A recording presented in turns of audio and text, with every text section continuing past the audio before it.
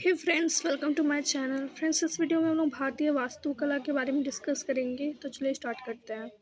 भारतीय कला व वास्तुकला के विकास को हम इतिहास की भांति ही बांट दें तो हमें ठीक से समझ आ जाएगा।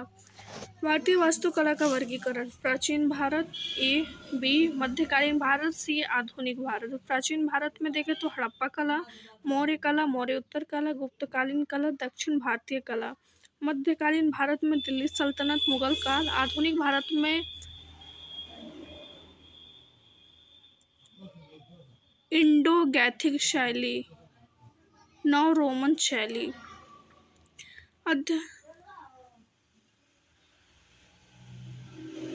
अध्ययन शुरू करने से पहले हमें वास्तुकला व मूर्तिकला में अंतर कर लेना चाहिए।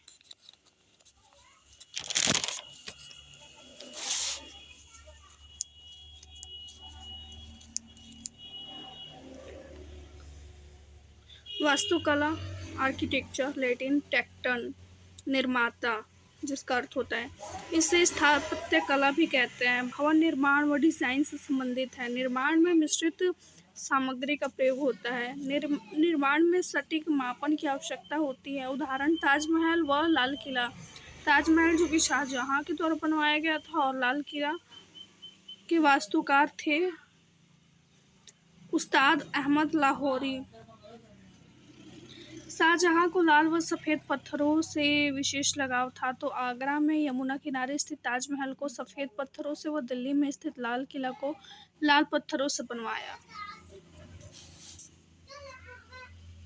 मूर्तिकला, स्कल्पचर, प्रोटो इंडो यूरोपियन केल,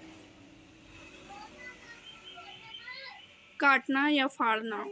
मूर्तियाँ कला की लघु रचनाएं होती हैं, सामान्यतः एक ही प्रकार की सामग्री से। इसमें रचनात्मकता व कल्पना का समावेश होता है। सौंदर्य शास्त्र से संबंध रहती है।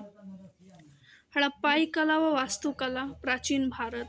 हड़प्पा सभ्यता या सिंधु घाटी सभ्यता सिंधु नदी के तट पर एक समृद्ध सभ्यता थी, जो समय के साथ उत्तर पश्चिम व पश्चिम भारत के विशाल क्षेत्र में फैल गई।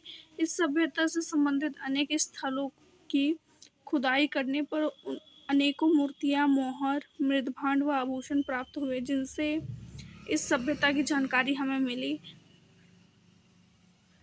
तो कुछ महत्वपूर्ण स्थल देख लेते हैं इससे संबंधित।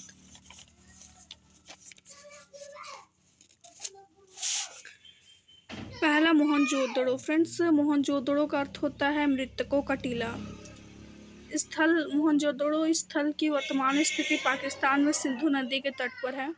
पशुपति मोहर, नर्तकी की कांस्य मूर्ति, वृहद स्नानागार व अन्नागार, दाढ़ी वाले पुजारी की मूर्ति। दूसरा है हड़प्पा स्थल की वर्तमान स्थिति पाकिस्तान में रावी नदी के तट पर है। मातृ देवी की मूर्ति, तांबे की तराजू, लाल बलुआ पत्थर से बना पुरुष का धड़, योनि लिंग के पाषाण प्रतीक। लोथल। तीसरा है कालीबंगा, वर्तमान स्थिति राजस्थान, गुजरात। ऊंट की हड्डियां, चूड़ी कारखाना, अलंकृत ईंटें। कालीबंगा, काले रंग की चूड़ियां, समुद्री व्यापार महत्वपूर्ण। लोथल से कालीबंगा का अर्थ होता है फ्रेंड्स काले रंग की चूड़ियां। उसके बाद है धौलावीरा, वर्तमान स्थिति गुजरात में। स्टेडियम, बांध व तटबंध, जलदोहन प्रणाली, विशाल जलाशय। पांचवा, राखीगढ़ी, वर्तमान स्थिति हरियाणा में। सिंधु घाटी सभ्यता का सबसे बड़ा स्थल माना जाता है। टेराकोटा की ईंटें, समाधि क्षेत्र में नालियां। सुरकोटदा, वर्तमान स्थिति गुजरात में। घोड़े की अस्थियों का पहला वास्तविक अवशेष सुरकोटड़ा में। आलमगीरपुर, मेरठ, यूपी में, यमुना के तट पर। सिंधु घाटी सभ्यता का सबसे पूर्वी भाग। नांद पर कपड़े की छाप, मिट्टी की बनी वस्तुएं।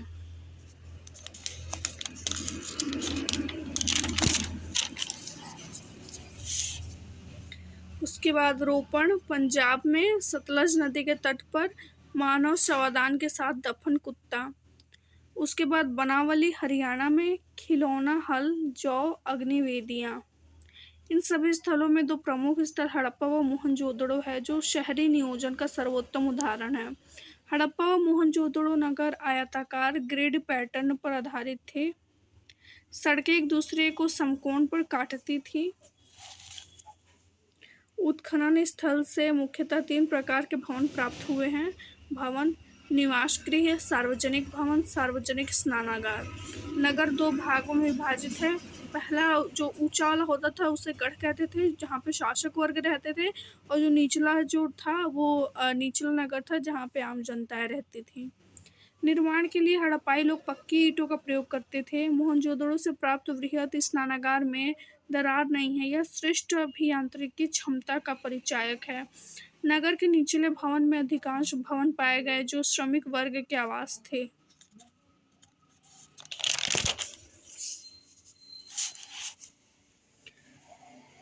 अधिकांश भवनों में निजी कुएं व स्नानागार थे। हड़प्पा सभ्यता की सबसे प्रमुख विशेषता उसकी जल निकास व्यवस्था थी। नालियों की नियमित सफाई की जाती थी।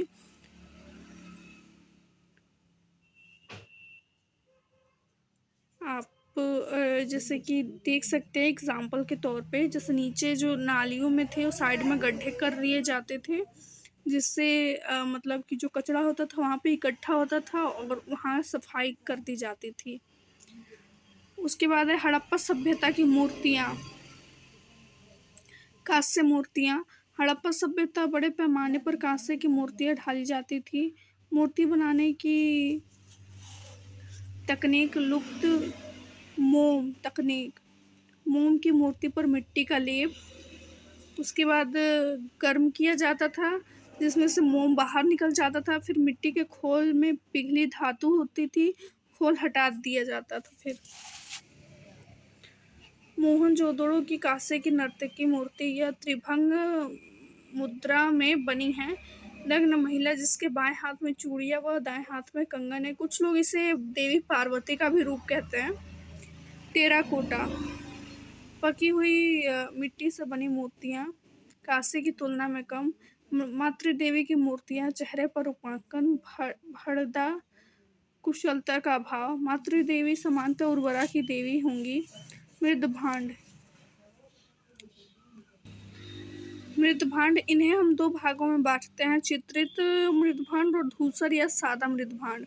मिट्टी के बर्तन, लाल व काले रंग का प्रयोग। चित्रित अधिकांश चाक पर ही बनाए गए। सादे मृदभांड अनाज व जल भंडारण के काम आते थे। चित्रित छोटे मृदभांड सजावट हेतु और शराब टपकाने के लिए चित्रित मृदभांड। इसके बाद मोहरों की बात करें तो अलग अलग स्थानों में भिन्न भिन्न आकार की मोहरें मिली। मोहरें वर्गाकार, त्रिकोणाकार, आयताकार व वृत्ताकार रूप में मिली। मोहर बनाने के लिए मुलायम पत्थर स्टेडाइट का प्रयोग, चर्ट, तांबा, अगेट, कायम व टेराकोटा की मोहरें भी मिली हैं। अधिकांश मोहरों पर चित्राक्षर लिपि है जो अपठनीय है। लेखन बाएं से दाएं व दाएं से बाएं। सामान्यतः पशु रूपांकन मिला जिनमें बैल, गैंडा, हाथी, भैंस, बकरी, मगरमच्छ आदि। गाय का साक्ष्य किसी भी मोहर पर नहीं मिला।